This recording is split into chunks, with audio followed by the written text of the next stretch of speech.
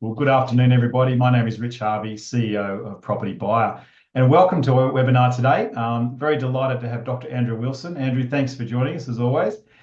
He's going to be sharing with us his thoughts on the current Australian economy and the impact on the property market, and particularly the outlook for how property is going to go this year, with some big decisions by the Reserve Bank on when they're going to cut interest rates, how deep they're going to cut it. We've got migration issues, we've got potentially a change of government. So lots to talk about, Andrew. Now, Andrew does have laryngitis today, folks, so please give him a lot of grace and consideration. He's got his lemon tea beside him, so you'll be able to hear him. We do want to hear your questions too. So on the bottom of your screen, in the Q&A box, as Andrew's talking, please just jot down any questions you've got, and then I'll be facilitating a Q&A session as soon as Andrew's finished. So, Andrew, without further ado, I'm going to hand over to you and say thank you so much for sharing your wisdom today. That's my pleasure, Rich. I hope I'm not freaking too many people out with my voice, but it's just I guess it's how things go, isn't it? That's Murphy's right. law. Well, as you said, the show must go on. So we've got a great attendance today. So I really appreciate everybody coming online, and we'll be sharing a recording and the notes as well with everyone later. All right, so let's get started. And thank you for the opportunity today, Rich, for at least my attempt to do a presentation with half a voice, but it's actually a lot better than what it was. But I'll try to talk softly because I think that's the secret to get through. But My Housing Market is my brand. We work as independent commentators and data providers for the housing market. And our slogan is current state and future prospects of housing markets. And it is all about the current state. So we like to bring all the latest information as it comes through. And that's how we sort of put that jigsaw puzzle together and answer the question, what's happening and what's likely to happen in the housing market. And of course, is it a bit too late to say Happy New Year? Not at all. It's still a new year and everyone's just back to work and back to school. Yeah. It really doesn't start till February. But here we are 2 weeks into February. And in a sense, we can actually talk about what's happening now in the housing market because we've got some early year data, which is relevant, particularly our auction results. And they're actually quite positive, Rich. A lot was suggesting that it'd be a slow start to the year. But actually, it's been a really positive start to the year, particularly Melbourne and Sydney. And of course, we're sort of waiting with bated breath for that Melbourne market to, finally match what's been happening in the other major capitals. Melbourne's been an underperformer, a little bit strange there. I think it's a confidence issue really in Melbourne because the other factors are really quite positive for Melbourne, but it did go through a severe lockdown period. We all know that. And I think that's really affected, particularly the higher end of the market. The trade-ups aren't happening. But as I said, early days it is, but the signs are certainly positive so far this year for the Melbourne market. And we'll have a look at those results at the end. But just to start off, I think if you're a talking head, I can still call myself a talking head at this stage, but you should have some qualifications. And I do have qualifications in the field that we're discussing today, which of course is housing market economics. I also have higher level research qualifications. I think that's important to understand that nature of sort of higher level research if you're doing analysis. And I'm also a member of a high level professional body. That's the Royal Institute of Chartered Surveyors. I've had a lengthy career as a property economist. My last formal role was as chief economist for the Domain Group. I left Domain in 2017 and have been working as an independent since then. Just seems like so long ago, but it is what it is. But I do think it's important at least you have a formal background in terms of qualifications and work experience if you're going to present yourself, I guess, as an expert in the field, because this is a very important, field to be commenting on. It's, big decisions to your point, there are a lot of what I call emotional commentators out there that don't have the pedigree that you have. So I really appreciate you, coming from an economic background like myself. I'm double degreed in economics too. So it's important to share those unemotional and factual observations on the market today. Yeah, and it's very tempting. It's the old clickbait sort of environment that those doom and gloom headlines certainly attract attention, and it's very difficult for the media to resist it. And it's almost a cliche every year we start, with the same old predictions of house price crashes. And I think there's been a few around again this year, and it just never really eventuates. We've had an extremely robust and resilient longer term profile for Australia's capital city housing markets. And I think we'll get another year of growth this year. And of course, that will be enhanced by, maybe a cut to interest rates sooner rather than later. Certainly the jungle drums are beating, but we're going to have a look at that in some depth shortly, Rich. But we're not here. Well, I also get on the media, as you do, Rich, and I suppose that means something after having just sort of bagged the media. Yes, I sort of get there from time to time, but I think I have a trusted long-term public profile for what it's worth in a media that really does sensationalise a lot of what's happening in the property market without really any accountability. And I guess the lesson is just be very careful about making decisions based on some of those hysterical headlines, because we aren't talking sheep stations here. It is probably the biggest decision in your life, your investment property, or obviously your home. And we need to be careful about being either having a delayed impact in the market, and that's always the worst thing when the market passes you by, because you're thinking things are going to be tough, and then you get back into the market and you've sort of missed the boat. But we're not here to talk about me, Rich. We're here to talk about our great capital city markets, and certainly last year we did see home price consolidate. We had a weaker period when interest rates increased in 2022. Prices fell, no surprise. In 2023, the market came back. Buyers moved into the market looking at some of those good buying opportunities because prices were lower. And last year, we saw sellers coming into the market because they realised the market had turned, and we had a very similar result in 2024 to what we had in 2023. So a real consolidation of the market last year. And this year, I think because prices have increased really substantially in a lot of markets over the past couple of years, that we're starting to reach those affordability barriers, which means you just can't keep going to the bank and asking for another 100 grand unless you've got a lower interest rate or a higher income. So that's just the natural easing of the cycle. It has nothing to do with reduced demand. It's just, the nature of what does make Australia's housing markets robust and resilient, and that's those very strict lending conditions that we're all tied to. And as I said, I think our housing markets, as history continues to show us, will remain robust and resilient this year. And will we get an interest rate cut? That's the big question. And that's coming up very, very soon next week. And many are predicting that we will get a cut, and we're going to have a look at that in some depth in just a second. But we'll also have a quick look, Rich, because we don't want to be here too long.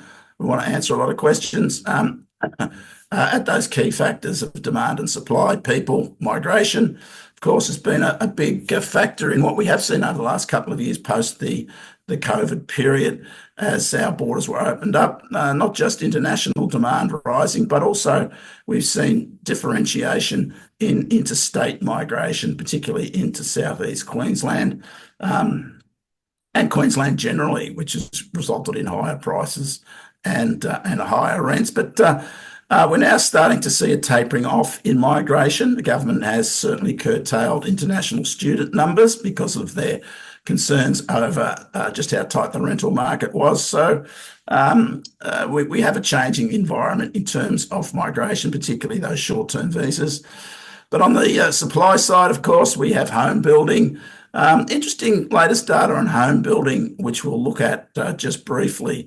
But Australia certainly continues to be undersupplied. We're not alone here. Most of Europe and the UK and the US are undersupplied with property, and that's having some real consequences politically. And we're seeing a lot of governments fall, and part of that energy is the concern that we can't house our population, and Australia is no stranger to that as well, and that's going to be a challenge for the government when it goes to the election this year, I'm sure. But of course, we've already alluded to interest rates. The economy is the glue that holds it all together, and of course, we're really focused on interest rates at the moment. So interest rates are important, particularly in the housing market, because they generate affordability up or down, Reserve Bank sets interest rates nationally. There's no local interest rate policy. So generally, housing markets move in the same direction according to changes in interest rates. But local factors determine the rate of growth, such as migration patterns, building, home building, and of course, what's happening with the local economy. But let's have a look at the story of interest rates just quickly. It's been an up and down journey. We had high interest rates at the end of 2007 because of a very strong period in Australia, then strong economic growth, mortgage rates up to 9.5%, was just starting to impact the economy as the Reserve Bank had planned, when, of course, we were confronted with the global financial crisis. So international economic downturn, we slashed interest rates as everybody else did. And Australia, unlike the rest of the world, really, we were saved by another mining boom number two, big exports of iron ore and coal to China. And we were really on our own in terms of what was happening. That's when the Australian dollar was actually worth more than the US dollar then. So I remember I actually traveled to California that year, and it was a dollar one, I think it was at the time I traveled. Never again. I don't think I could get to that point again, eh? Yeah. Well, it was because we had this, unique mining boom when the rest of the world was going backwards, right? And so everybody, and our rates were higher because the Reserve Bank had to try to quell all that demand. We had higher inflation. And so, of course, everybody wanted to invest in Australia, and that pushed our dollar up. But we did eventually join the rest of the world. We slashed our interest rates down and down, all the way down to zero in the COVID period, that mortgage rates at 4.5%. We had a couple of blips when banks unilaterally increased interest rates because they were concerned about the prospect of higher rates then, which of course never came. And that did, to some degree, impact what we've seen, a tightening in the rental market because investors were targeted in terms of their lending numbers. And as I said, we probably had a reduced, or we did have a reduced profile of investors as a result of that credit squeeze way back in 2017 and 2018. But of course, the emergency low interest rate during COVID, no surprise there, and of course had to happen. But of course, all that stimulus created inflation, highest inflation since the early 70s, not just here, but everywhere else. And of course, what do? You've got to quell demand. That means higher interest rates. We saw those 13 interest rate rises from May 2022. But we've come to the end of that, touch wood, of interest rate increases. And all of last year, we had interest rates steady. And it's interesting, Rich, if we look back 12 months, everybody was predicting an interest rate cut then too. So it's a little bit of deja vu, but I think we're in a better position to at least substantiate a cut in interest rates at the moment. But we'll look at the pros and cons of that. But we are, mortgage rates are around about 8.8% at the moment. It has been a flat period all of 2024 with interest rates at the same level, official rates. But we now, I guess, are on the brink perhaps of a cut of another cycle. But I'm not so sure it's going to happen, but we'll look at some of the arguments for and against that in a second. But we're obviously here about house prices and the housing market. You can see how house prices respond to interest rate changes. Typically, of course, higher interest rates reduce demand for housing because it makes housing less affordable because you've got to pay more for your mortgage with a given income. And of course, the opposite is lower interest rates make housing more affordable because you can pay more with a given income because you've got a lower interest rate. And mostly our capital cities there moved in the same direction as changes to interest rates. A few exceptions. The Perth market was very flat in the post-mining boom period. It had a lot of fly-in, fly-out energy. That stopped. Of course, demand for housing stopped, and Perth has only until recently been a stagnant market. But by Jesus, it made up for lost time over the last couple of years. It's just been a booming market. But also Brisbane market very strong with that surge in interstate migration. Sydney still keeps on keeping on, but Melbourne, and that's the black cycle there. You can clearly see there, these are quarterly data sets up till December. You can clearly see there that Melbourne sort of missed the boat a little bit when everybody else was rising, and we'll have a bit of a closer look at Melbourne shortly. But you can see there that median prices, excuse me, adjusted prices are starting to catch Melbourne, Brisbane, Adelaide and Perth. In fact, when we look at the raw median prices, that is, we don't adjust for price mix, Brisbane actually has a higher median house price than Melbourne at the moment. And my thoughts on that, Andrew, is that, well, I don't think I've ever seen in my career a time where the divergence between Sydney's median house price there at 1.65 and Melbourne at, and I have never seen it at a 60% discount. I've never. Normally it's within 30, maximum 40% discount. So my view of that black line you've got on your chart there, it's going to start to pull away. Like think about the French, the cycling race, the peloton's about to get going, right? The race is on. Yeah. And we're seeing a lot of activity, pre-activity in that Melbourne market. Not to say that Brisbane is going to be left behind. We think Brisbane has excellent prospects too, for a number of reasons I can talk about. But in terms of the divergence between Sydney and Melbourne, I think Melbourne will be playing a fair bit of catch-up, very quick catch-up over the next 2-3 years. Yeah, it's a little bit like the Perth story, Rich, in a way. And we've got a chart that we'll look at shortly, which looks at how Melbourne is tracking against Sydney, and it's really revealing in terms of how it's fallen away. And the point is that you can't really point at any particular factor. When I do presentations in Melbourne, at the end of them, I've always got a sea of questions from investors blaming, land tax for the land tax the Victorian government put on investors. But it's only, look, it's all money. I know that, but it's not at the level where you would expect to see. It's an addition. It's a very marginal increase. Yes. A lot of people say, oh, it's the land tax. Look, I've got properties in Melbourne and yes, I've got to pay a bit more, but it's not stopping me investing in Melbourne. I think anyone who's watching this going, oh, well, Melbourne's their economy, state economy is no good and they've got that tax. No, that's not. We actually think that their politicians will change over time. They will get over the COVID overhang, right? So I think I think it's generally a sentiment issue. Yes. And sentiment does change over time. And I think that's the message we need to communicate today. Yeah, and that's the momentum needs to start somewhere. And maybe an interest rate cut is just the momentum that's needed there. But Melbourne's economy, we'll look at the economic comparisons shortly, it's not looking like a real black sheep compared to the others. In fact, let's move on and have a look, please. So that's the data where we finished off. If you look at the cycles there, you can still see growth in Sydney, Perth and Brisbane. So they're still, in terms of the cyclical trends, are still moving upwards. Melbourne flat really, and Adelaide starting to flatten after a very strong period of growth the last couple of years. So let's have a look at interest rates. That's the main game for today's story, of course.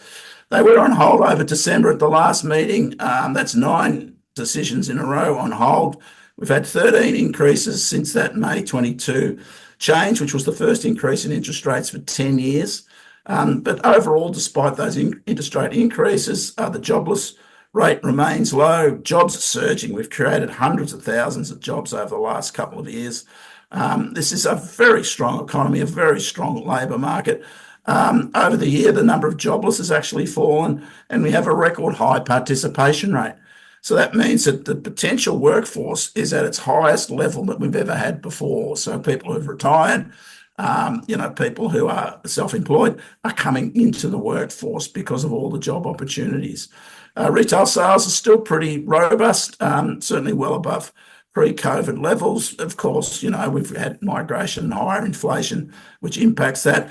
But one of the outside issues that doesn't follow that narrative is that our GDP growth remains pretty subdued. And I think that's a concern for the Reserve Bank. But this is, again, this question about what is GDP telling us? If we've got lower GDP and yet we've got a roaring economy in terms of real measures such as employment, such as retail sales, what does it all mean? It's just sort of an economic construct saying, oh, things aren't looking good on GDP. And yet we've got wages rising, we've got full employment, and people are out there spending quite happily. And, certainly notwithstanding higher inflation, there's still, I think, a sense of prosperity out there. Now, the big picture for the Reserve Bank is inflation is now significantly lower. And that's been really a factor of lower electricity prices. The government gave us a $300 handout And that's had a significant impact on the inflation rate.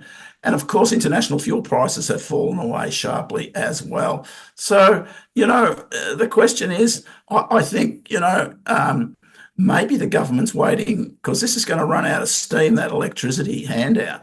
Maybe it is an election year. Maybe we'll get another handout, just to put the icing on the cake, because there's nothing the government would like more in an election year than lower interest rates, and they've seen what that cut to electricity has done in terms of getting inflation rates down. And I think the interesting thing when we look at the latest decision from the Reserve Bank is the RBA has certainly softened its narrative. It's not as like, hey, we've got to get here. We've got to get to the midpoint between 2 and 3% underlying inflation. Now they're saying, okay, well, we're happy if we're moving towards that, right? Yeah. So, I mean, that's what they're saying. We're at the top end of the range now, and I think... and we're moving towards it. You can't argue that. So I think I'll put my name on the line here, Andrew. I think we're going to get a rate cut. It could be 0.1% next Tuesday, just to bring it back in line with make it sort of more metrical. Or it could be 0.25, but I think we're going to get a rate cut, just a question of what quantum it is. But if we do get a 0.25% rate cut, if you do the maths on $1 million loan, that's going to save the typical borrower $2,500 a year or $208 a month. So $2,500 a year is not a huge amount of money, but it's a significant amount of money. So if rates were to drop, a whole 1%, four cuts in the course of a year, then obviously you save $10,000. Now, that has a much more material impact on people's borrowing capacity.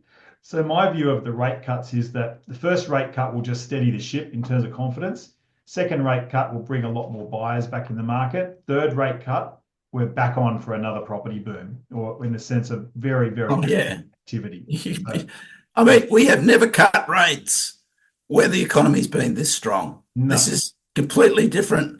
As we know, the economic rule book keeps getting rewritten every year, right? So yeah, but it can only mean a strengthening economy. It can only mean it will refuel the housing market, and it'll also provide more confidence and more spending power to our economy. But I think the other point to make, Andrew, I'm sure you've got other slides coming up next to show that interest rates is not the only thing in town. Like, it's not the only show in town influencing the property market. I think sometimes we put way too much emphasis on interest rates as being the number one driver. Now, it is a significant driver, but I've got to say the supply situation, I'm sure you're going to talk about absolutely, having probably a much more dramatic impact. So I'll hand back to you again.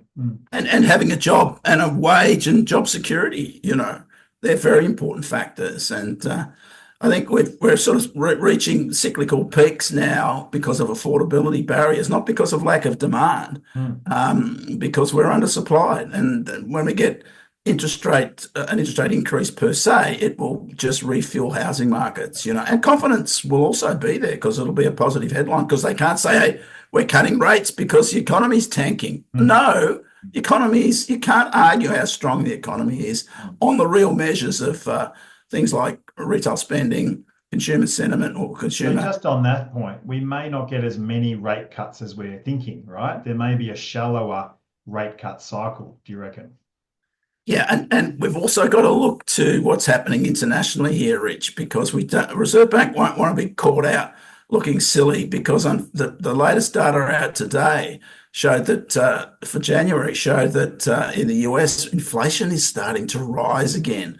And the Fed has said quite clearly, hey, we're not going to be moving on interest rates anytime soon, because we are a little concerned that inflation hasn't been subdued, and their economy is very strong as well.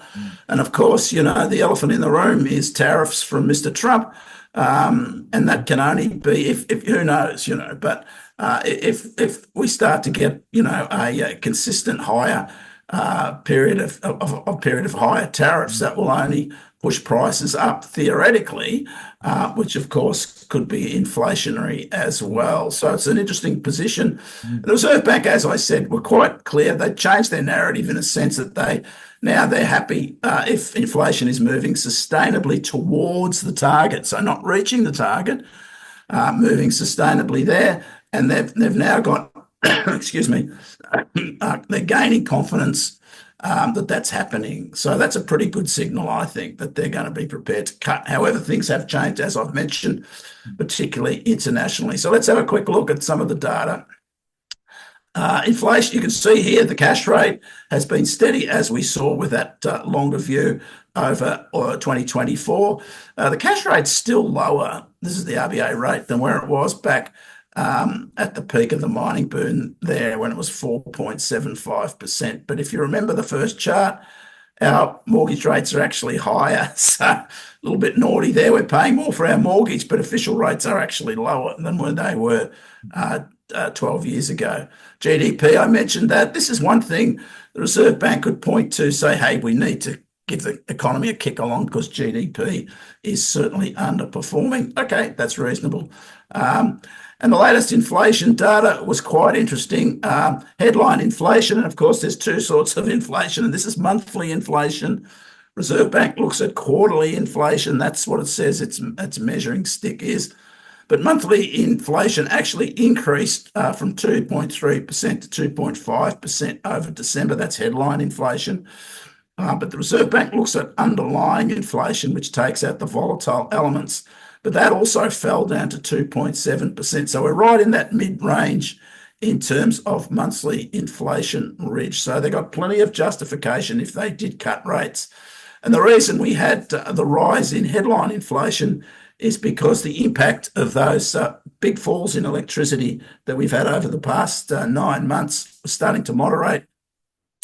The fall went from 21.5% down over November. That's the cost of electricity over a year, compared to 17.9% in December. Also, fuel prices were also not having the same impact on a lower inflation rate because they were down by 1.4%, but the previous month they were down by 10.2%. So monthly inflation is now in the target range, Rich. But Reserve Bank has said, and we can see there, look at that chart. See, that tells us that is that moving sustainably? Well, it looks like a pretty fair trend moving down. A downward slope that way. Yep. Well, you could certainly justify that, couldn't you? And this is monthly inflation, though. So, and they say, no, we're looking at quarterly inflation. But even with the monthly data, you can see that, and this is the trend there is quarterly. So they can say, hey, this we can justify that statement moving sustainably towards the target just on that chart because that clearly shows that. But headline inflation, we saw that, but underlying inflation, which is the trimmed mean for the quarter. So this is quarterly data now. You can see also, even though it's not in the target range, this is the quarterly data, the trimmed mean, which is the underlying measure that the Reserve Bank favours, is again heading towards the target range. So it's not there yet, but it's heading there. So they could say, okay, well, we're prepared to take a stand to say that we're heading towards the target range. So tick, tick, tick. And just quickly, other factors, the labour market's still strong, tick upwards slightly in the unemployment rate, 4% from 3.9, but that's still a very low rate. Jobs are rising again, big numbers over the month, 56,000, followed 36,000 over November. Unemployment ticked up over the month, but that followed a big fall the previous month, so there was a net gain over the 2 months. Participation rate, as I said, a record level, 67.1%, up from September's 67%. And Western Australia was the lowest for the jobless at 3.4%. And we can see the jobless rate there. It's the same as where it was a year ago, Rich. And it was actually the same as where it was during that big mining boom in the noughties. So this is a very low unemployment rate. And considering it's being driven by a record high participation rate, it really doesn't get any better than that. When I was doing economics back in the day, 5% used to be considered full employment, right? Yeah, I know. When you get 5%, you thought everyone who wants a job's got a job. Now we're at 4%. So we've still got people. And we're pulling people into the labour market who haven't been involved before. That's right. That's how much opportunity there is. Yeah. Next week, we get the jobs data. So it'll be interesting, the wages data. It'll be interesting to see if wages, which fell away over the September quarter, have picked up again in the December quarter. So this is the state unemployment numbers. You can see there that the capital cities for December, most are still quite low. And even Melbourne, which we commented, its unemployment rate is just 4.5%. But Melbourne has the highest jobs growth, Rich, over the past 12 months. So we can't be sneering at Melbourne's economic performance. Yes, Yeah. they have higher levels of debt, but they're certainly finding a lot of jobs there. And their unemployment rate is still, as you said, would be considered almost a full employment data number. So you can't blame what's happening in the labour market on a subdued Melbourne housing market. So rates remain on hold. So let's have a look at some of the factors just quickly, and we'll give them a tick or a cross, shall we? Yep. So is the inflation data over a quarter moving sustainably towards the target? Well, oil price is falling. That's certainly going to substantiate the argument going forward that what we can see now is sustainable. House building costs are a little bit higher, which is interesting because the Reserve Bank has said they've been tracking lower costs, but our data shows that house building costs are actually higher, and that's an important part of the inflation rate. Home rental growth is easing, so that's a positive because that's been driving inflation, higher rents. The labour market is still strong. As I said, that's not a good thing for a lower interest rate because that could act to make the labour market even stronger. So high wages growth is now easing. That's a good thing in terms of a lower interest rate. It means the dangers of pushing inflation up because of higher wages having to be covered by the boss, the employer having to put up their prices to cover those higher wages. So that's better. Retail sales are still strong. So that shows that there's a lot of spending still happening. It'll only be activated by a lower interest rate. House price growth is easing, so there's no concerns about, some runaway, which is mythical, of course, some runaway housing market environment. Now, the US has decided to leave rates on hold after some strong cuts last year. But inflation is rising and the economy is still strong in the US, and I think that's something that they'll be very mindful of. The Reserve Bank when they make their decision, because that's changed since December. Economic growth is slowing, as we said. I think that's a tick for lower rates. And the budget initiative reduced electricity costs. Maybe there's more to come this year, Rich, in an election year. So I think there's, it's pretty even, but maybe there's more ticks and crosses there going forward if we look at that. But it's up to them how they emphasise these things. You and I aren't on the board. They'll make their own independent decision. No matter what That's Jim right. Chalmers and the government says to them, they're going to make an independent decision. So we'll wait with bated breath for next Tuesday afternoon, right? Yeah, and I'm sure the government will be in their ear, hey. Yeah, come on. Help the battling Aussies. Cost of living's too high. Let's cut, That's right. And hey, they've been sort of promising that. So I think they'll cut. And that's a marginal decision, my thought process. But personally, I don't think they should cut. Right. I think they will cut, but I don't think they should cut. But we'll see what happens. I wouldn't be surprised either. I wouldn't be surprised if they didn't cut, because that's what I sort of feel they should do, because it's early days in the year. That's why I suggested they might just do a 0.1%. Yeah, maybe. Like a token cut, just as an indicator, like talking about moving sustainably, they're moving sustainably toward the future cuts. Yeah, well, maybe they know that there's another electricity bonus in the pipeline, Yeah. And therefore they know if that occurs, that'll keep their inflation rate, low. And like I said, fuel costs are falling, but there are other factors which to be considered. So it's line ball to a large degree. So all eyes will be on the Reserve Bank next week, right?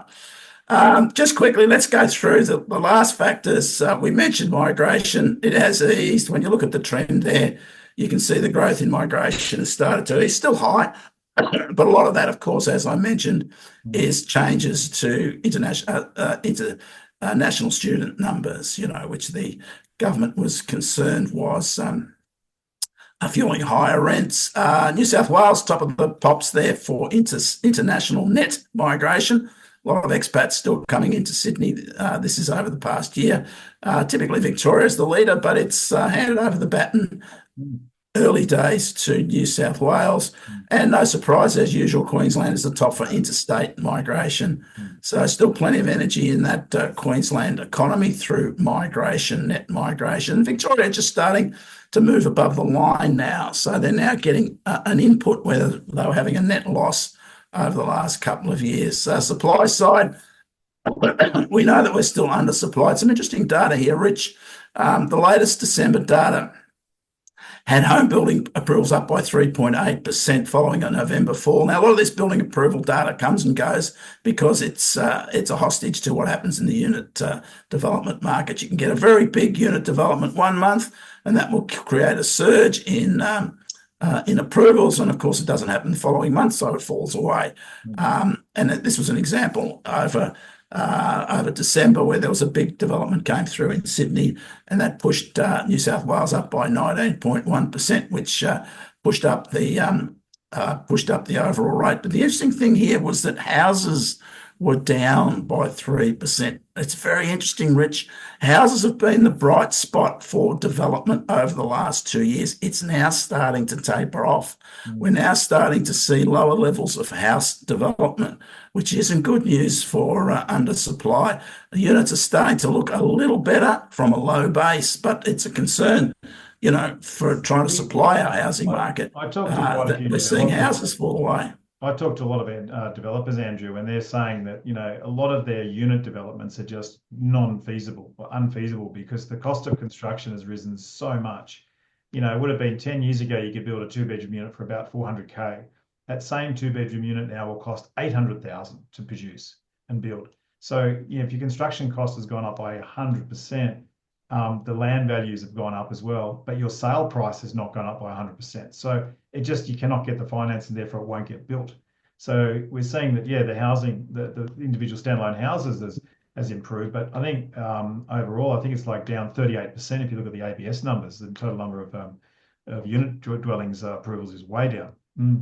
Oh, well, look at that data now, Rich, and you can see here that it was a big month for units. Houses were down, overall up by 3.8%. The year to date, which of course is the same as the full year, houses were up 6.8%, units still down 2.6%. So really no joy there over the longer term to recover. When we look at the trend, this is the overall trend for national building approvals, higher than where it was a year ago. But if you multiply that 14,000 or 15,000 by 12, you get about 180,000 homes approved. Now, the government was telling us we were going to get 240,000 a year. We're now tracking, on an improved environment, we're tracking at 180,000. So we're still well short of the targets that the government and the HIA, predicted. And these are approvals, Rich, just like you said. They're not, who knows what's going to happen, particularly, as you said, with higher building costs. If these approvals will ever get out of the ground. They'll put them on the shelf for a couple of years, wait for the market to recover, and then they may or may not get built. Who knows? So, yeah. And we look at the capital cities. This is capital city building approvals. You can see the big falling away since 2015-16, down 35.2% for total dwellings built in the capital cities. When we break it down to units and houses, we can just see the trend in houses. This is the annual trend in houses. That's the black chart there, the black bar chart. That's starting to fall away, and units are just starting to look a little better, but still well below the previous peak. In fact, down 56.7% since 2016. Just starting to pick up, but look how low that is. That's ridiculous. 110,000 built in the peak annual period back in 2015-16, and we're just down at 47,000. And just think about how many more people there are in Australia now. And we've still got, even though we've tapered our migration to some degree, we've still got a lot of people coming into this place looking for somewhere to live, coming to Australia looking for somewhere to live. So let's have a look, just finishing off now, Rich, with the latest home prices. These are home prices to start 2024. A little lower, no surprise. As I said, we have affordability barriers starting to rise after 2 good solid years of house price growth. Units were actually a little better than houses over January. And we do have some, even though the data is adjusted seasonally to some degree, you have some seasonal effects. Of course, January is a quiet month for the housing market. There are not just fewer properties overall transacted, but there's a much lower proportion of higher priced properties. So that has an impact on prices, even with some adjustment for for seasonality. So falling affordability and some seasonality. National house price just down slightly, but it has risen 22 of the past 24 months. This is weighted average of capital city housing markets, and of course, because it's a weighted average on activity, it does favour Sydney, Melbourne, and Brisbane. So these are the numbers. As I said, over the month, mainly lower, down 0.4% in Sydney, Melbourne 0.3%. Brisbane keeps on keeping on, Rich, up by 0.8%. Similarly, Perth up 0.6%. I think it's interesting when we look at the full year results. You can see there's some strong results there for Perth, Adelaide, and Brisbane. Perth up 21.8% over the year to January. Adelaide up 12.5%, Brisbane up 13.1%. But look at the 2-year growth figures. Perth house prices up 42.8% over 2 years. Wow, that's a big movement. Adelaide up 24.9% and Brisbane up 28.9%. I mean, that's a really, just pause there for a second, Andrew. I just want to talk about the sustainability of those price increases. Like, obviously, when I've done my analysis over the last 20, 30 years recently across all the capital cities, my analysis showed that Sydney, Melbourne, Brisbane typically did about 7.5% to 8% per annum on an average basis over 25 years. So if we look at, even a 13% is not a sustainable rate. Like, it will subdue.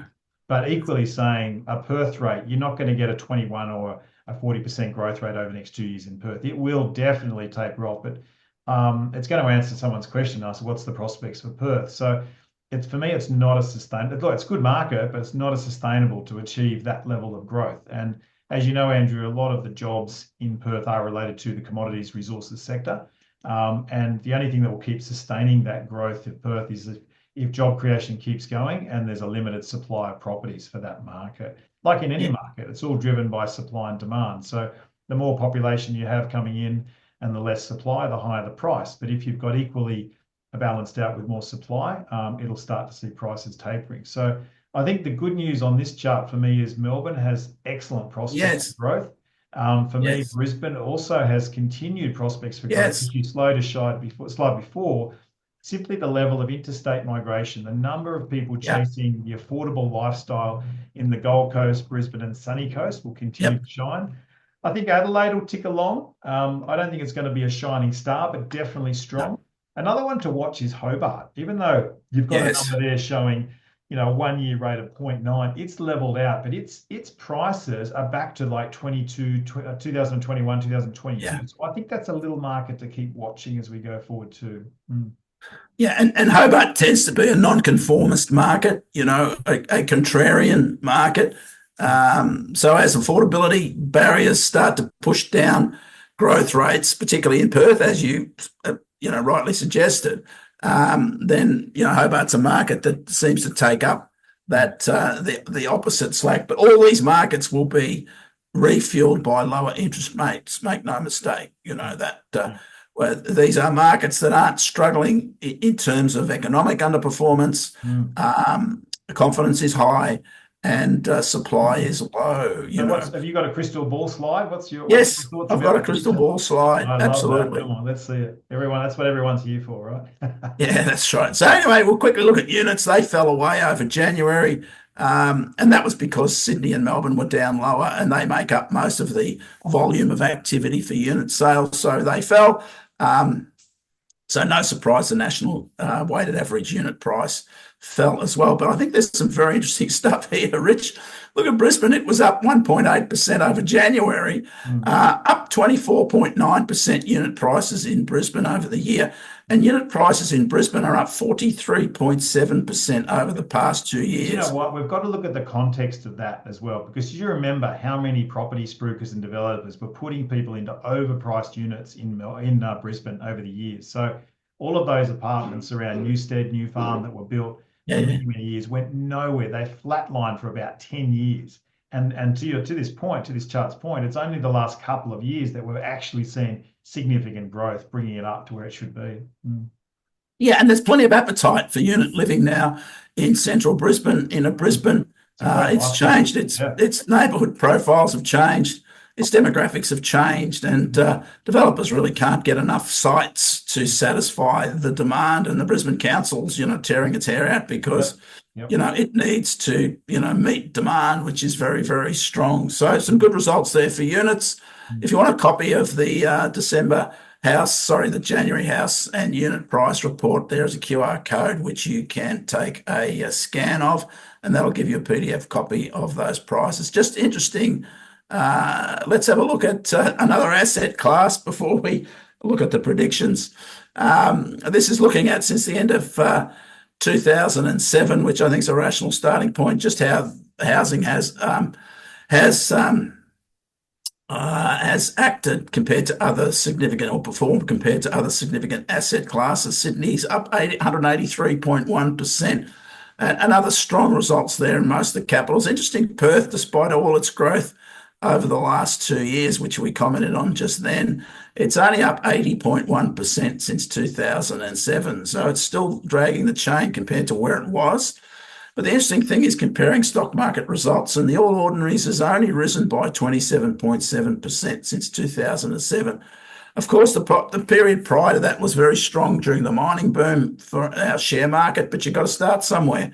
And we started at a record level for All Ords, but since then, really, the Australian share market has struggled. And it's interesting, it's not just it's not shares per se, because when we look at the US Dow share market activity as measured by the US Dow Jones index, it's actually up by 214% over that period. And even if you had to put money in the bank with a term deposit annually calculated the interest, you still would be up 74.15%. So my pals in the share industry, the share market, the share brokers, they'd be, it depends where you start, et cetera, et cetera. And then you've got to look at the returns and this, fine. But this is just a starting point, which I think is quite reasonable. That just shows you some of the differences in asset class values. And of course, this is what continues to be a strong undercurrent for demand in property. And just while you're on that chart, if I just make one very brief point, Andrew, just around leverage. And this is the point I always make to our property investors. They go, oh, look, I can make more money in the share market than I can in the property market. Obviously, you've got to get sound financial advice for your own personal situation. Yeah. So this is not advice, but the concept of leverage, for me, I love property because I can leverage every dollar in property 5 times. If I can get an LVR of 80%, my cash on cash return on investing in property will far exceed what I could make in the share market. Yeah, and the risk is in this, as we have a world leading housing market in this country. So, and that sustains itself because we all have that attitude towards property being, a gilt edge investment, not just for owner occupiers, but also for investors as well. And time has proven that decade after decade. So these are my forecasts. Just before we do that, we see a lot of forecasting, house prices are going to fall 20, 30, 40%, which is just cloud cuckoo land stuff. This is the actual data that shows the change from December quarter to December quarter. In house prices, it's supported by the ABS data. We can see since 1987, and we're all a lot younger in 1987, mate. And I had a good voice then. But we've only had 4 years where national capital city house prices have fallen over the December quarter to December quarter period. And the worst was in 2018, which was the end of a very strong cycle. And we had a terrible period of doom and gloom negativity in the media there. And a lot of people bought into that. But that only resulted in a 5.5% fall in that national capital city median price. So only 4 periods. And even with those interest rate increases, the first in 10 years in 2022, 13 interest rate increases, prices only declined by 4.3%, Rich. And then they bounced back by 8.5% in 2023. And again, last year, up by 7% last year. So they're pretty good numbers. And I think we're looking at around about a 5% increase this year. That's my forecast. And that's without an interest rate cut. So you can add an interest rate cut onto that one, but I still say we're looking at around about 5%. for this year overall, which is another, so without an interest rate cut, which is another solid return overall. Breakdown. Oh, here we go. Yes, you've done the breakdown. Yeah, so these are the breakdowns.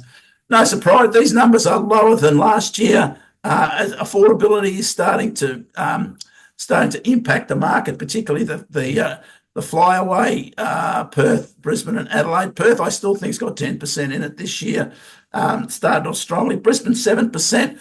Adelaide, I'm a little negative on Adelaide, but I still say Adelaide can do 7%. Good old Sydney will keep on keeping on at 4%. I think Canberra's a bit of a special. I think it's been underperforming a little bit like Melbourne.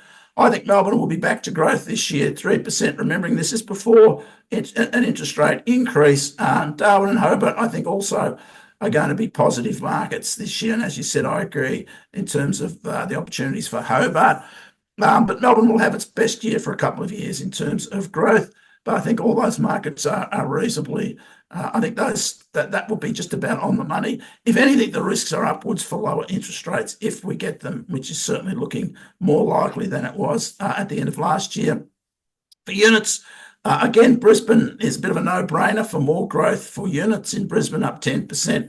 Perth and Adelaide are small markets. They only have small unit markets, but I think that they'll still shine along close to 10%.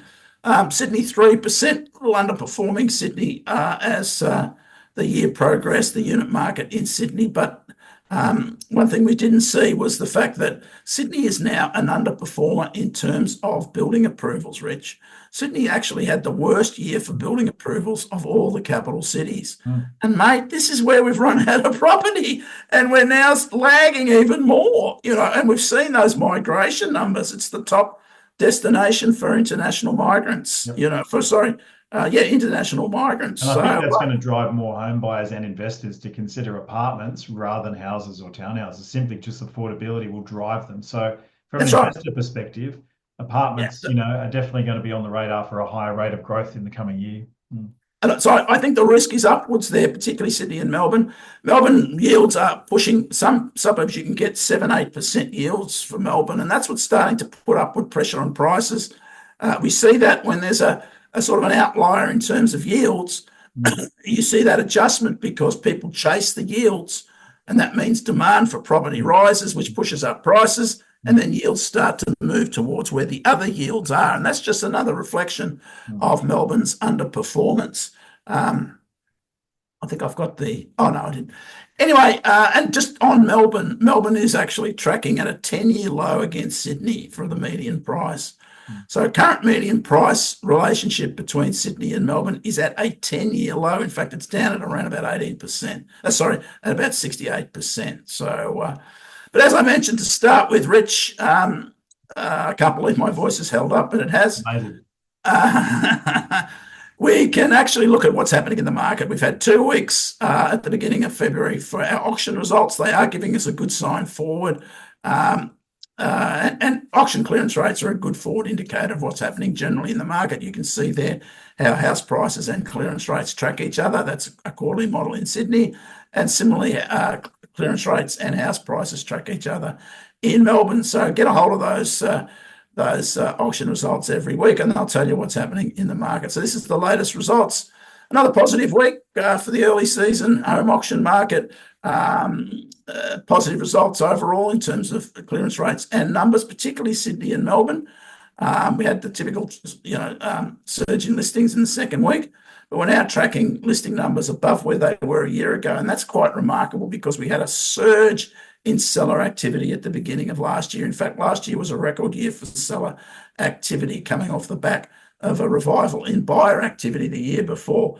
So even though it's only 2 weeks in, Rich, I think the signs are pretty good early days for another year of growth, which I'm predicting. And also that will be enhanced if we do get an official interest rate cut. So these are the numbers, big numbers of auctions last week in Sydney, 785 auctions in Sydney. Probably a bit on the high side. We need to take that with a grain of salt, but nonetheless, a really good clearance rate there in Sydney, 76.8%. Numbers were well ahead of the week before. The clearance rate was also higher, but not too far away from the same time last year, with auction numbers higher and the clearance rate similar. So a good start for that Sydney market, I would have thought. Melbourne, again, a big number of auctions, and that's a good result for Melbourne. Melbourne really struggled to get anything over 65% clearance rate. And it's had 2 weeks now in a row over 70% from good numbers too. And again, not too far away from where it started last year with auction numbers higher. Brisbane had a big weekend for auctions, but Brisbane has a very atypical attitude towards auctions. So we tend to take the results from Brisbane with a grain of salt. Adelaide, good result, over 70%. Canberra looking a bit better as well this year so far. But I do think that there are good signs there for Sydney and Melbourne. Early days, Rich, but we need to see the next couple of weeks of activity. But gee whiz, I think it's on the front foot, both Melbourne and Sydney to start. So good early signs, numbers of auctions as well as clearance rates. And this is the trend. You can see there, Sydney tracking at the moment above where it finished, well above where it finished last year. And around about where it was a year ago. Melbourne's certainly well above where it was finishing last year. So let's keep a real close eye on that Melbourne market. There's some really positive signs there and higher than where they were a year ago. As I said, it's early days. Let's wait for a couple more weeks. But we've had reasonable numbers there. So it's not as though we're only getting a handful of auctions. Brisbane, round about where it was. And this is the month so far. And these are monthly results. So Brisbane, again, higher than where it was a year to finish the year. Same story there with Adelaide and Canberra, also in a good position regarding comparisons to where it finished last year. So I think there's some good signs there, Rich, and it's always a good forward indicator. If you want those, the latest auction results, you can get onto my LinkedIn account, Doc Andrew Wilson at LinkedIn, 6 o'clock of a Saturday night. You'll get the full week's results, early results. And then on Sundays, 9 o'clock on that LinkedIn account, you get the regional breakdowns for Melbourne and Sydney and the top 10 sales under the hammer for all the capital cities over the week. So let's just summarise everything quickly, Rich. Inflation is sharply low, still too high, but rates now certainly more likely to fall earlier rather than later in 2025. National economy remains strong. Jobs are low. Jobs are surging. House prices increased generally through 2024 despite continuing high rates. Higher interest rates constrain prices growth and impact confidence in the shorter term. But the big picture is that underlying demand remains well above supply, reflecting recent underbuilding and the resumption of high migration. The housing market rebounded strongly in 2023 following those interest rate increases in 2022, consolidated last year despite widespread predictions, again, of sharp falls. Increased prospect of lower interest rates in 2025 will act to refuel housing markets, generating higher house prices. History tells us without fail that that's an outcome, particularly in a strong economic environment. Brisbane, Adelaide and Perth to remain strong, particularly Brisbane and Perth. Sydney solid, with Melbourne what I believe to be a clear opportunity market going forward. So as we try to do, as we always do, Rich, misinformation and ignorance remain the curse of Australian housing markets, except for those that rationalise and act on the fear it generates. And you rationalise it based on the data and the narrative that we put together. So it's not just we're not just sort of pie in the sky. It's all supported with data. And as we've tried to do is give you an evidence-based model today. And again, in terms of the Australian housing market, there's nothing to fear but fear itself. There they are. Demand is ahead of supply. Confidence is high.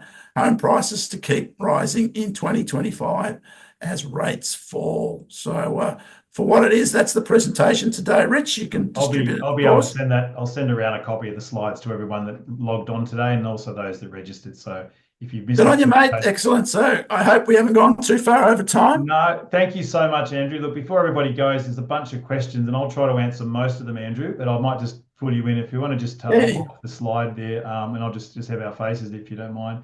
I just got a couple of questions. Someone here has asked, what are your views on Brisbane and the Gold Coast markets from an investor perspective? Is the momentum still there? So I'll answer that one in the sense that, yeah, as I said before, Brisbane and the Gold Coast are definitely markets that will still have strong momentum going forward into 2025.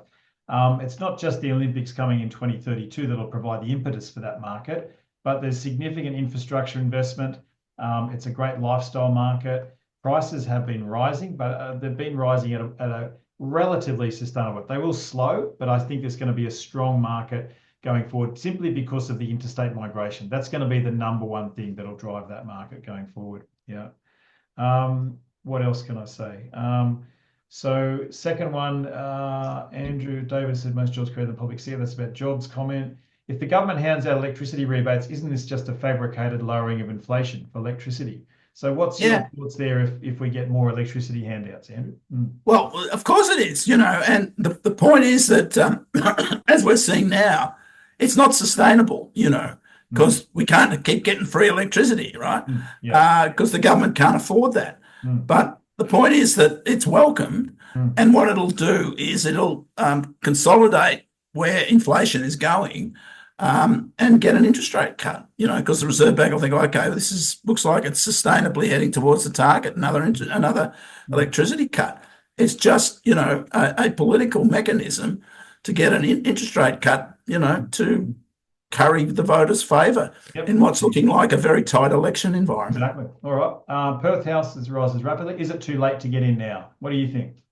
Where Perth? Perth. Too late to get into Perth? Had it done its dash? Well, I think Perth still has upside. There's no doubt about that. But as you said, I mean, West Perth over that since 2007 is still an underperformer. Yeah. Now, when we look at the affordability variables, firstly, Perth has the highest incomes of any of the major capital cities, and yet its median price is lower than Sydney, Melbourne, Brisbane, and Adelaide. So, in that relative position, there's still upside in terms of Perth buyers being able to afford to pay more, whereas Sydney's reached its peak because its prices are the highest and its wages are lower than its incomes are lower than Perth. So Perth still has an upside based on affordability. Now, the other variables are, okay, that's fine, but what about the economy? Yeah, the economy is strong in Perth. It typically leads in unemployment. And other factors, well, there are no other factors. Its economy is strong. It has still got an affordability advantage. But of course, with a 45% increase over 2 years, that's shifting very, very quickly. Yeah. Okay. Someone's asking, we're saying the economy is strong. What are the top three metrics telling us this, please? I think we've kind of gone through that talk about the economy. Actually, there's another question about productivity as well. So I think obviously we are pretty much stuffed in terms of productivity at the moment. Yes. We've been going backward in terms of real GDP. And that's a big issue for either political party to address going forward. And I don't think there's going to be any fast fixes for that. So that's just, again, when you are making decisions about who to vote for someone that's got a longer term view of the whole country rather than just a short term factor going forward. Someone is asking, does the number of licensed builders, many have folded in recent years, impact the rate of new builds? So in other words, is more builders going out the door in slowing? And similarly, how has the new build completion time impacted the growth prospects? Well, like I said, Rich, the latest data is very interesting. We're seeing a tapering off in what was a real revival in house building, right? And that's a little strange because you would have thought there was enough energy, and the governments are a lot. It's a lot easier for governments to create greenfield sites for outer suburban housing estates, right, than it is to create inner suburban high-rise developments. And yet you would have thought, well, there's a no-brainer. If they want to increase supply, they have to look, they can, I guess, push the urban boundaries out a little further, right, which, has its issues. But when you're undersupplied, I think that's a lot easier than, going into the sort of leafy inner suburbs and saying, okay, we're going to build a whole lot of high rise here. Sorry, if you don't like it, bad luck. So it's a surprise that that's just started to taper off a bit. And we're tracking actually higher house building costs, Richard. They started to ease, but the government, the RBA has said, no, they're tracking lower house building price. I think really they've got a lagging measure, but our building costs index has started to increase over the last 2 months. And this might be reflective of what you said, why we're seeing fewer houses being built, because we really haven't got on top of that affordability issue that builders have for building houses, And so I think my answer to that question is a couple of things. I think the number of builders, yes, has an impact, but it's more about the end value of a building project. In terms of the developer, they need to make a minimum 20 to 25% return before they get funding from a bank or a funder. So a lot of projects are dead in the water because they just cannot, they don't stack up. One of your charts, Andrew, interestingly showed that in that year 2015, there was a huge number of apartment approvals, Yes. right? And then it tapered off dramatically.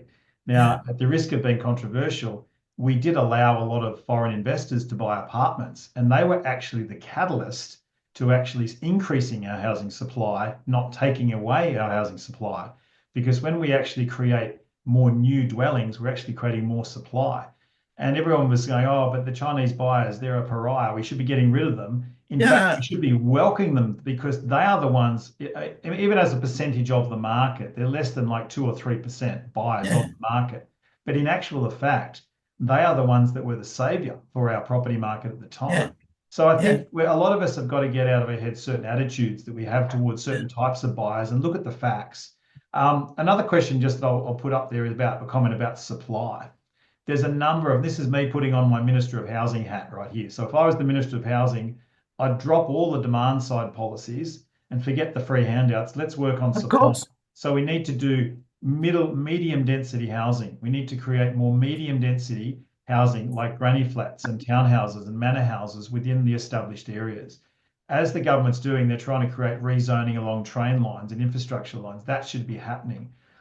What some of the councils are trying to do to force affordability, though, is they're saying to developers, you need to give 10% of your stock away to affordable housing. But it's the problem with that is, again, it makes the project non-feasible. So I know some developers that didn't realize, they thought it was just, a very small proportion, but 10% of their revenue is probably about 40% of their profit. So in other words, a project that was viable suddenly becomes non-viable. So basically projects are just not getting built because of those kind of things. So there does need to be, obviously safety measures, but I think supply side driven policies, I won't go into them all, but there's just a couple. Couple more questions to finish off on. Canberra, 25-year annual price movement for Canberra. I haven't got it in front of me, but I think it's roughly around 7 or 7.2% over the last 25 years. David saying about housing, you can't live in shares. Love that comment, David. That's right. Darian Bradshaw is asking, have you done the market, Brian, on the basis of interest rate cuts? Now, you said no. You've done your predictions on the basis of no cuts. Okay. No cuts. Excellent. And you predict housing prices to rise. Can you comment on the housing affordability issue? Wages not increasing as fast as property prices. Yeah, great question. And how will that affect housing prices in the future? So the whole affordability debate, Andrew, I think that property has always been expensive and it will continue to be expensive. It's not going to get cheaper. And if you look at the average income or the number of times yearly income to save for your deposit, it's been rising. I mean, I think when I bought my first house, it was like 6 times income in Sydney. Now it's about 10 times income to save for the average deposit. Now, again, it'll probably keep rising until it's 12 or 13 or even 15 times, right? So people then ask, how can you get into the market? Bless you. How do you get into the market? So I think there'll be a thing called intergenerational wealth transfer. So I think a lot of parents are doing now, they're helping their kids get into the property market. So that's one solution to that. Having said that, people just need to start saving sooner. Look at ways to, increase your income and save for a deposit and get creative and buy maybe cheaper housing to get a foothold into the market and look at stepping up the property ladder. So I think wages will probably never increase quite as fast as property prices. I think they'll continue to fall behind. So the next question becomes, do you just give up and forget it? Or what do you do as a response? So rent vesting is a solution. So renting a property and investing elsewhere if you can't afford to buy. Leaning on your parents to do an equity loan guarantee or getting some form of a handout that way. And the other thing is look to increase your skills so you can earn a higher income to then afford the property you want to buy. But what are your thoughts on that, Andrew? Well, look, I think that's one of the secrets to Australia's robust and resilient housing market is that housing is affordable. And it's affordable because you can't buy a house if you can't afford it because banks won't let you. They'll say, hey, we want the 80% LVR. You got to show us that you're earning enough to cover 25, that you can't pay more than 25% of your income in a repayment. And, that's where other jurisdictions have got into trouble, particularly the US, because they didn't have the strength of their lending market that we do. And it's, it is the, I mean, you'll be railed against the really good safety net, isn't it? And it's the secret because it takes the risk out of it. Now, that doesn't mean that somebody's not going to lose their job or, spend, not wisely or whatever. But the big picture is, you've really got to get that 20%, overall deposit to get into the market, So yes, it's a tough ask. And just think about those out there that are homeowners. How did you feel when you bought your first house, right? You felt pretty good because it was a really tough thing to do by and large. And that's because it is tough. And that's because banks make it tough. So they cover their butts in terms of risk management, because they're not going to take risks, because if they let you take risks, then it all starts to fall down. And we've seen that in the US, and we've seen that in other countries that don't have a very strong lending environment such as we do. We only have 4 banks here. They do all the lending, So yeah, they're going to make great profits. They don't have to worry about letting you over borrow to get more market share. But we've just got to, in my opinion, it's great to have that safety environment for lending, but we've just got to make sure the banks are looking after their customers. Absolutely. Yeah, cool. And last question, Steph is asking, if you're entering the Brisbane investment market for the first time, would you recommend a house or a unit? Well, I guess, Steph, I'd need to have a chat with you and ask you more background questions on your income and your end-up goals and what your budget is. But at the end of the day, I would typically, if I'm investing, I do like Brisbane as an area, I'd be buying a house if it was me. And the reason I'd buy a house that's got more land content, and as I've said before, the houses have tended to outperform the units by about 2%. So houses will probably generate around 7.5%, where a unit will generate 5 to 5.5%. That's historically over the last 25 years. Going forward, there are some unit markets that will outperform that number. So there's not a sort of a hard and fast answer. But again, if anyone would like any help in their property plans to either buy a home or upgrade their home, or to buy an investment property or commercial property, please reach out. Certainly love to help you in creating a property strategy and building your portfolio. Andrew, we're going to wrap it up there. But thank you so much for soldiering on today with your tough voice. I really appreciate it. Hats off to you. I'm surprised I got through. So it's really exceptionally well. I know you've got presentations tomorrow, so we wish you all the best for that. Thank you, everybody, for watching. Thank you, everybody, for watching today. We'll be sending around the notes, and we look forward to engaging with you again on another Property Buyer event. Thanks, and bye for now. Thanks, Andrew. Thanks, Rich. All the best, mate. Thank you. Cheers. Thank you.